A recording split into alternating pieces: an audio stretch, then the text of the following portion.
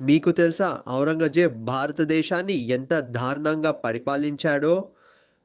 భారతదేశాన్ని 1658 నుండి 1707 వరకు ఔరంగజేబ్ పరిపాలించాడు. అందులో మతమార్పిడి పేరుతో ఎంతోమంది సిక్కులను మరియు హైందవులను మతం మార్చడానికి ప్రయత్నించాడు. ఒకవేళ మతం మారకపోతే వాళ్ళని చంపివేశాడు. అలా 46 లక్షల ప్రజలను ఔరంగజేబ్ చంపివేశాడు. ఇంకా ఎన్నో దారుణాలు చేశాడు. అంతేకాకుండా ఎన్నో ప్రాచీన కట్టడాలను నాశనం చేశాడు ఔరంగజేబ్. కానీ ఇన్ని దారుణాలు చేసిన ఔరంగజేబ్ ఒక గొప్ప రాజు అని ఎన్నో పుస్తకాలలో పేర్కొనడం జరిగింది. అంతేకాకుండా నెహ్రూ గారు ఢిల్లీలో ఒక హైవేకి ఔరంగజేబ్ హైవే అని పేరు పెట్టడం జరిగింది.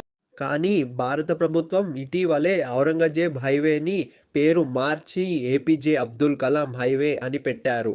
ఇలాంటి ఎన్నో విషయాలు తెలుసుకోవడానికి మన యూటీ ఫ్యాక్ట్స్ని సబ్స్క్రైబ్ చేసుకోండి.